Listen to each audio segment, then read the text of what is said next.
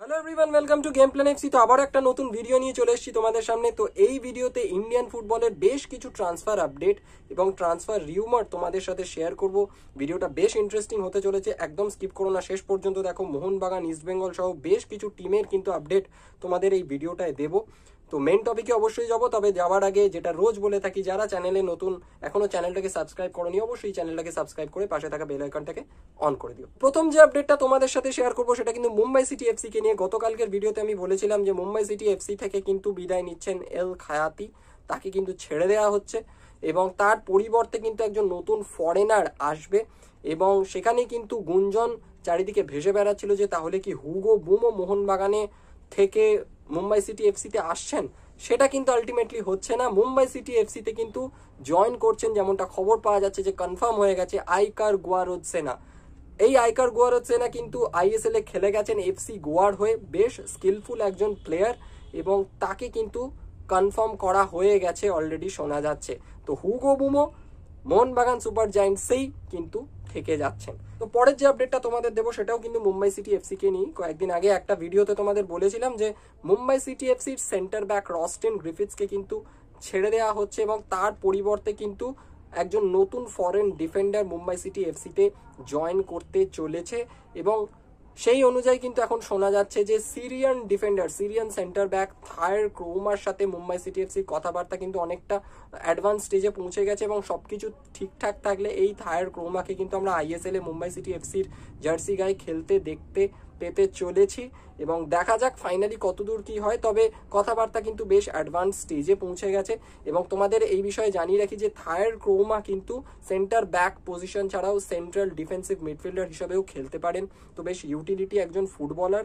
এবং আর একটা কথা তোমাদের জানিয়ে রাখি, কিছুদিন আগে যে ইন্ডিয়া ন্যাশনাল ফুটবল টিমের সাথে সিরিয়ান ন্যাশনাল ফুটবল টিমের খেলা হলো এএফসি এশিয়ান কাপে, সেই ম্যাচে কিন্তু সিরিয়ার ন্যাশনাল টিমের হয়ে এই থায়ার ক্রোমা খেলেছিলেন। সুতরাং বুঝতেই পারছো বেশ ভালো একজন প্লেয়ার এবং কারেন্ট ন্যাশনাল টিমে কিন্তু তিনি খেলছেন। এখন দেখা যাক ডিলটা ফাইনালাইজড হয় কিনা। তো পরবর্তী আপডেটে চলে যাব। পরবর্তী আপডেট কিন্তু মোহনবাগান সুপার জায়ান্টসকে নিয়ে। তো অলরেডি কিছুক্ষণ আগে তোমাদের বলে দিয়েছি যখন মুম্বাই সিটি এফসির আপডেট দিচ্ছিলাম যে হুগো বুমো কিন্তু মোহনবাগান ছেড়ে মুম্বাই সিটি এফসিতে যাচ্ছেন না, হুগো বুমো কিন্তু মোহনবাগানেই থাকছেন। এটা বেশ খুশির খবর, যারা মোহনবাগান জার্সিতে হুগো বুমোকে দেখতে চেয়েছিলেন তাদের জন্য। হুগো বুমো কিন্তু মোহনবাগানেই থাকছেন। তো এখন যদি মোহনবাগানের নতুন কোনো বিদেশি আসেন তাহলে তিনি কার পরিবর্তে আসবেন, অর্থাৎ কোন বিদেশির পরিবর্তে আসবেন, সেক্ষেত্রে কিন্তু নাম শোনা যাচ্ছে আরমান্দো সাদিকুর।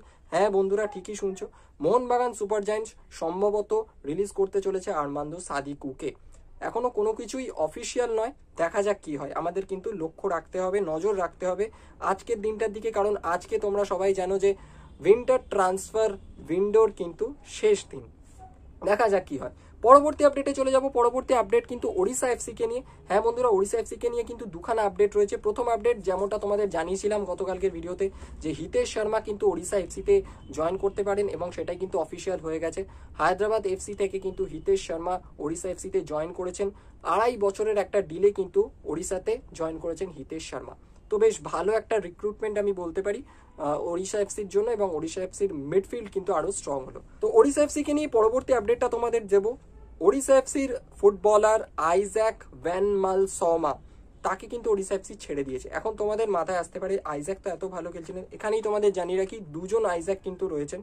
একজন যাকে ছাড়া হয়েছে আর কি, আইজ্যাক ভ্যানমালসমা, তাকে ছাড়া হয়েছে এবং যিনি থেকে যাচ্ছেন ইসাকা রালতে বা আইজ্যাক রালতে, তার নাম কিন্তু আইজ্যাক বা ইজ্যাক ভ্যান লাল রুয়াতফেলা। তো তিনি থেকে যাচ্ছেন এবং প্রথমে যার নাম বললাম তাকে কিন্তু ছেড়ে দেওয়া হচ্ছে ওড়িশা এফসির তরফ থেকে।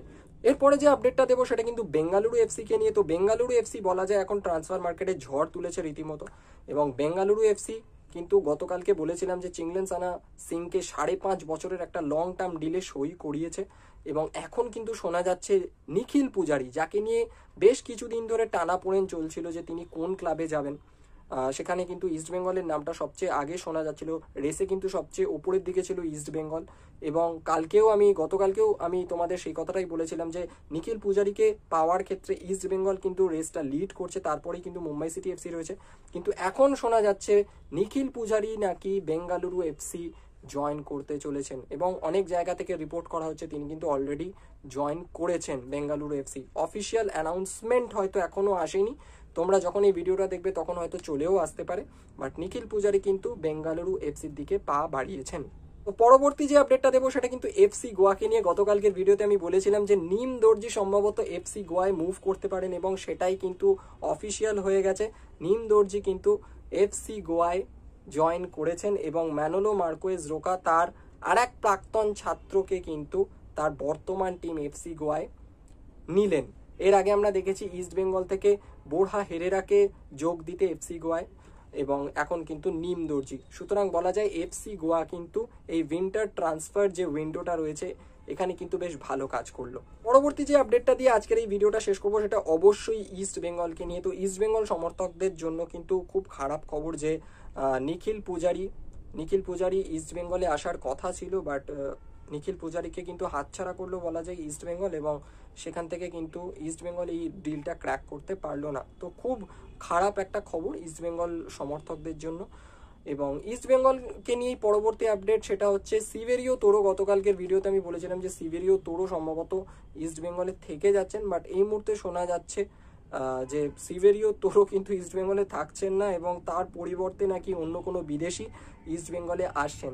তো ট্রান্সফার মার্কেটে কোনো কিছুই যে স্ট্যাটিক নয় সেটা কিন্তু বারবার প্রমাণিত হচ্ছে।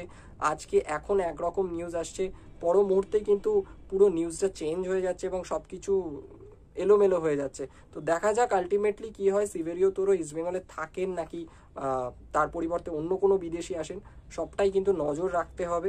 তো এই ভিডিওটা এই পর্যন্তই। যদি ভিডিওটা ভালো লেগে থাকে অবশ্যই লাইক শেয়ার করো এবং তোমাদের যদি কিছু বক্তব্য থাকে অবশ্যই কমেন্ট বক্সে জানিও। তো এখনকার মতো